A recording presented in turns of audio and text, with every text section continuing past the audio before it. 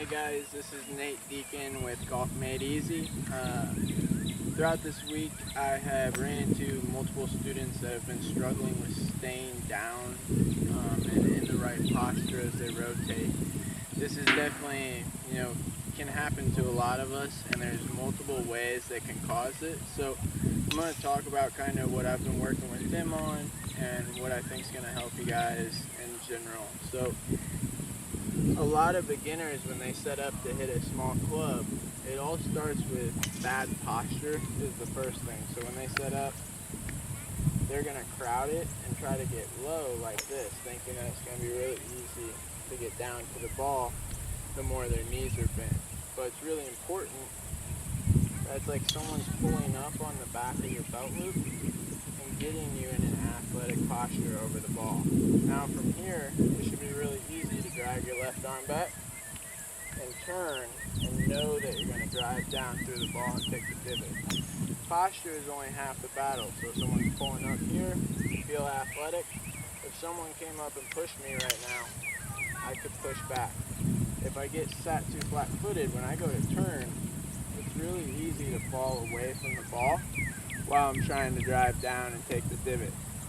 Another thing, that when my knees are really bent, it's also really easy to let them hyperextend and come back up, where you're also going to top the ball. So best posture is athletic here to here, and now it should be really easy to drag my left arm back and then turn and drive down through the ball like intended.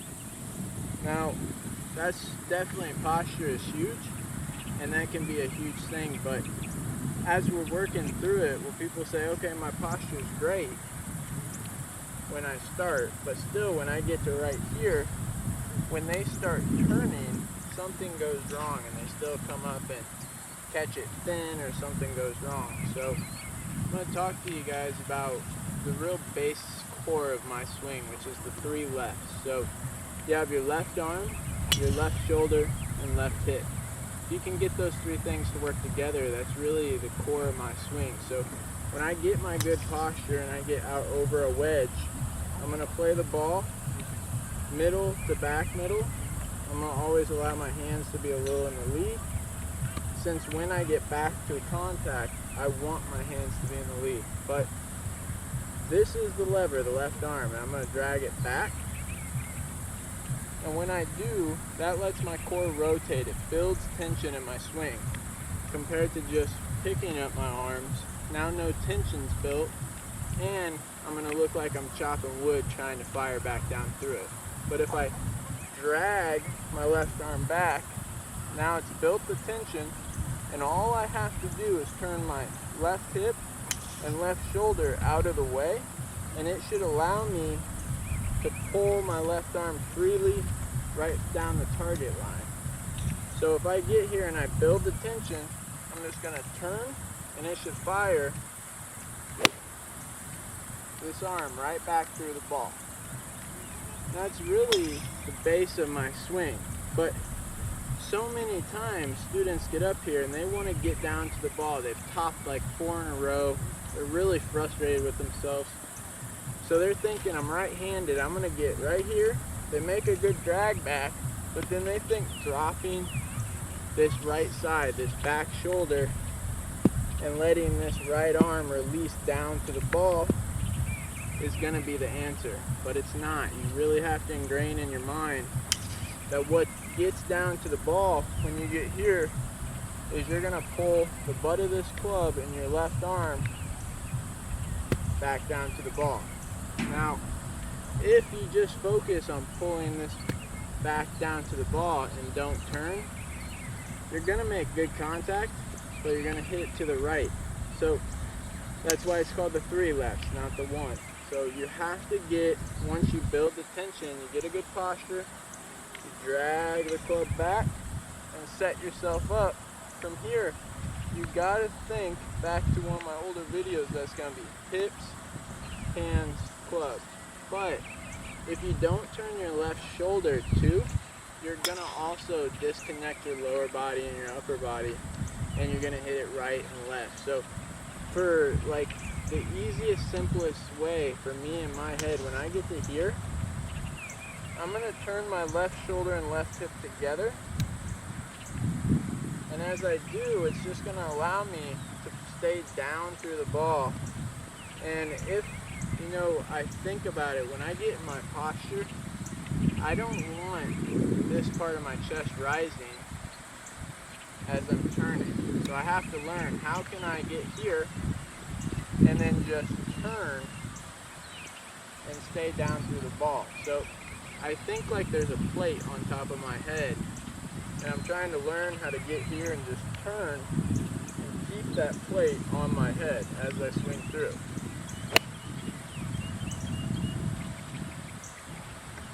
It makes it really easy if once you get to here, you got to think, how is my feet and this knee operating? If I'm letting myself get here and this knee then goes back up, most of the time you're going to be stuck here.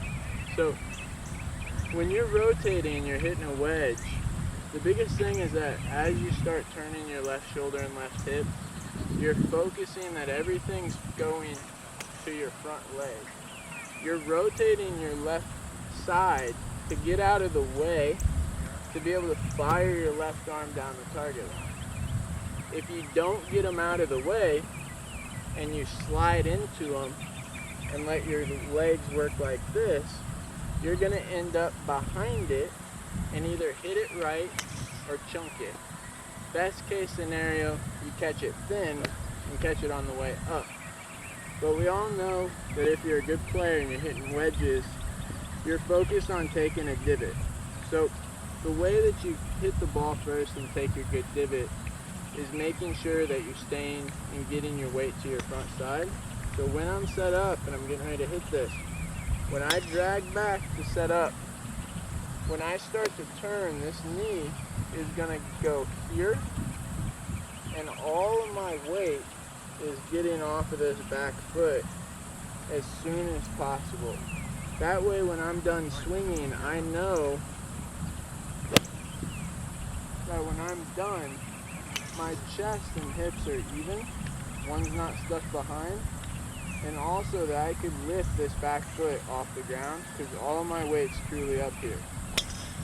For all of you that struggle with coming up or staying back, working on how your feet work, and when you get here, letting this knee get out of the way, and this foot, all the weight come off of it right away, you'll start seeing a lot more success in taking the proper divots.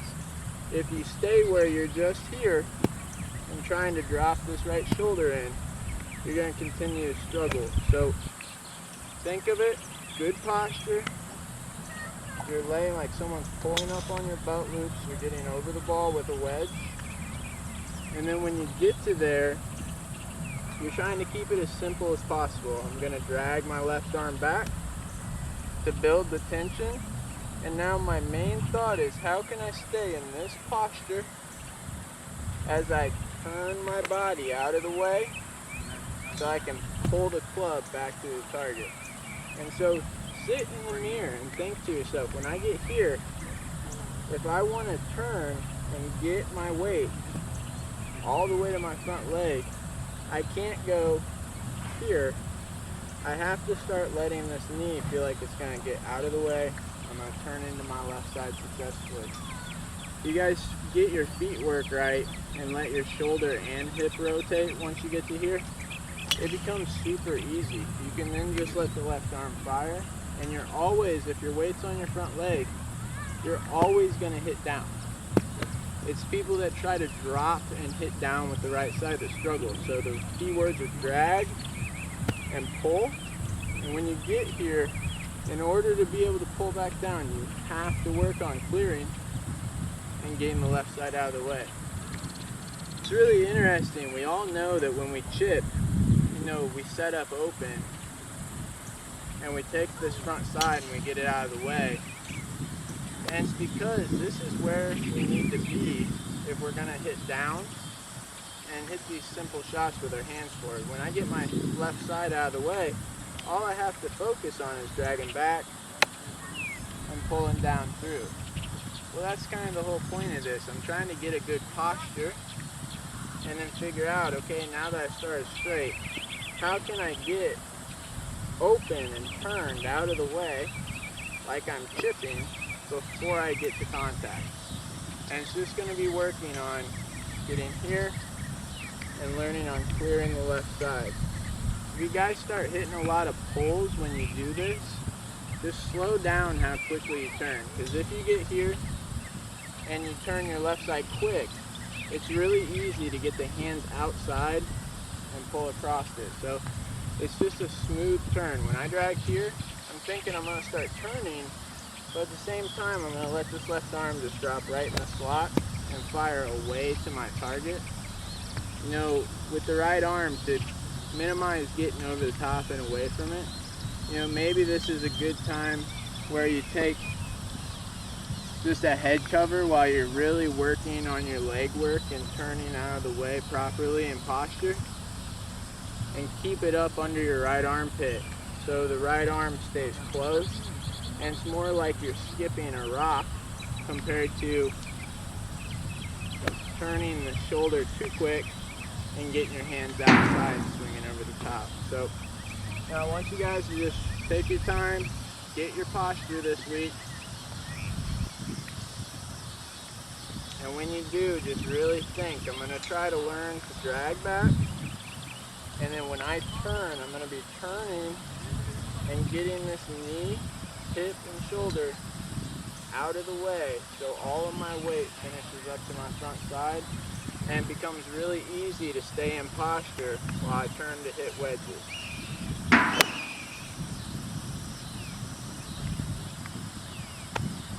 Alright, let me know in the comments if you guys have questions, and feel free to reach out. See you guys next week.